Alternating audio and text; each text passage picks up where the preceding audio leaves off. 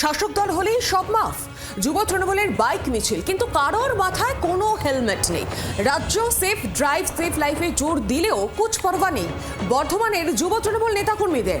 সেই ছবি দেখাবো। যুব তৃণমূল জেলার সভাপতি রাসবিহারী হালদারের নেতৃত্বে বর্ধমান শহরের তেলিপুকুর থেকে বাইক মিছিল শুরু হয়। জিটি রোড কার্জন গেট ছুঁয়ে বাইক মিছিল শেষ হয় গোলাপবাগ মোড়ে গিয়ে। কারোর মাথায় হেলমেট ছিল না, আর এই নিয়ে বিতর্ক তুঙ্গে উঠেছে। গতি কম থাকায় হেলমেট ছিল না আজব যুক্তি দিচ্ছে যুব নেতারা।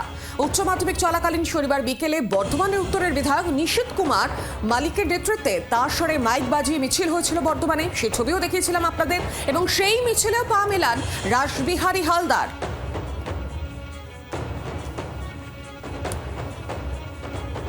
আর বিস্তারিত জানবো, সঙ্গে রয়েছে প্রতিনিধি অরূপ লাহা। অরূপ, যেখানে সেফ ড্রাইভ সেফ লাইফের যে বারবার জোর দিয়ে আসে রাজ্য, সেখানে দেখা যাচ্ছে যুব নেতাদের কারোর মাথায় কোনো হেলমেট নেই। প্রথমেই বলে রাখি যে শাসক দলের নেতৃত্ব কিন্তু গোটা বিষয়টাকে ভালো চোখেই দেখছে। কেন, আমরা গতকালই কথা বলেছিলাম জেলা সাধারণ সম্পাদক বাবুল ইসলামের সঙ্গে। তিনি বলেন খুব আস্তে গাড়ি চালিয়েছে, এবং যেহেতু মিছিল করা হয়েছে, অর্থাৎ এই ক্ষেত্রে সবার মাথায় হেলমেট না থাকলেও চলে। অর্থাৎ শাসক দল যখন মিছিল করবে তখন হেলমেট না থাকলেও সেটাকে মান্যতা দিতে হবে। গতকাল আমরা দেখেছিলাম দুপুর বেলায় যখন এই শোনা যাচ্ছে, একদম শোনা যাচ্ছে যেমনটা তুমি বলছিলে। গতকাল দুপুরে বর্ধমান তেলিপুকুর থেকে একদম নভাট একদম গোলাপবাগ মোড় পর্যন্ত মিছিল হয়, এবং প্রচুর বাইক ছিল, এবং একটা রাস্তাকে অর্থাৎ একটা লেনকে কার্যত অবরুদ্ধ করে মিছিল করা হয়। এবং সেই মিছিল এসেছেন জেলা যুব সভাপতি রাসবিহারী হালদার। প্রশ্নটা উঠছে যে যেখানে সেফ ড্রাইভ সেফ লাইফের কথা বারবার বলা হচ্ছে, সেখানে শাসক দলের নেতৃত্ব তারা কি করে এরকম ভাবে মিছিল করে, প্রথম বিষয়। দ্বিতীয় বিষয় হলো যে এখন উচ্চ মাধ্যমিক পরীক্ষা চলছে, সেই আবার এইভাবে শহরের মধ্য দিয়ে রাজপথ দিয়ে মিছিল করা মানে তো সেখানে হয়ে উল্লাহ হবেই। সেই মিছিলও কেন করা হলো? কিন্তু এই ব্যাপারে বিজেপির প্রশ্ন হচ্ছে যে শাসক দল যেখানে মিছিল করছে পুলিশ পাহারা দিয়ে, সেখানে কিন্তু পুলিশ কিছু ব্যবস্থা নিচ্ছে না।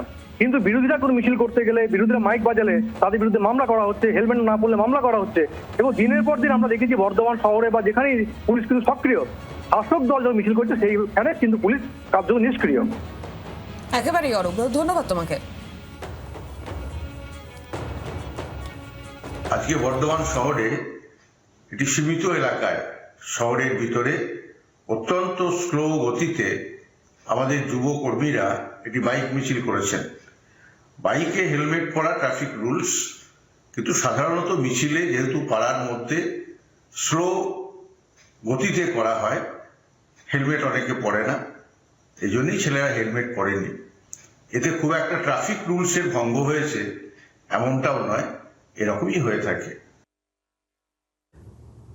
কিভাবে হেলমেট ছাড়া বাইক মিছিল হতে পারে সেটা আমরা বিজেপির পক্ষ থেকে জানতে চাই।